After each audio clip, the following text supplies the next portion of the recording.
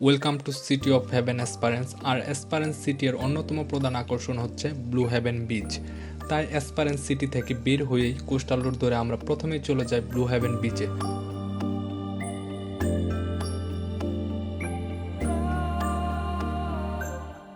আর blue haven বিচে প্রথমেই যাওয়ার কারণ আপনাদের সামনে তুলে ধরছি।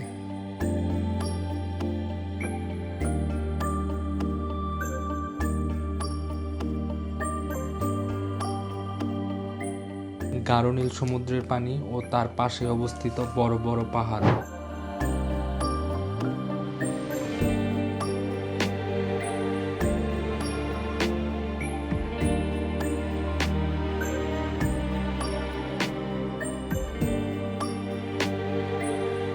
আর এর অন্যতম বিষয় হচ্ছে এই সি বিচের বালি একদম স্বচ্ছ এবং পিওর সাদা। স্বচ্ছ ও সাদা বালিতে যখন সমুদ্রের গাঢ় নীল পানি আছড়ে পড়ে তখন এর সৌন্দর্যের জন্য আরো বহুগুণে বেড়ে যায়।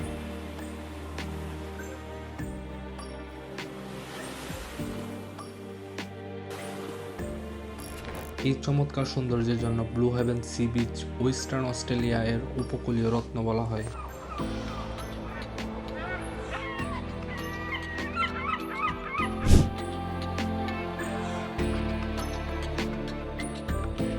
এই বিচের সৌন্দর্য উপভোগ করতে করতে আমরা বন্ধুরা মিলে ফুটবল নিয়ে আমরা সি বিচে নেমে যাই এবং অনেকক্ষণ খেলাধুলা ও দৌড়ঝাঁপ পারি। অবশ্য আমাদেরকে অনেক সাবধানতা অবলম্বন করে দৌড়াদৌড়ি করতে হয়েছে, কারণ সি বিচের স্বচ্ছ সাদা বালির মাঝে মাঝে ছিল বড় বড় পাথর। তবুও আমরা কিন্তু খেলাধুলা থেকে নিজেদের বিরত রাখতে পারিনি, কারণ এর সৌন্দর্য আমাদেরকে বারবার তার কাছে টেনে নেয়।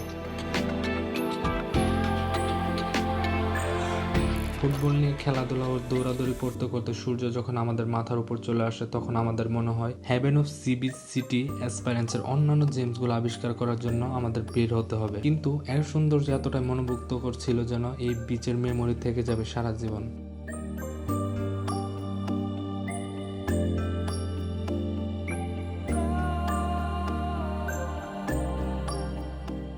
See you soon again, Blue Heaven.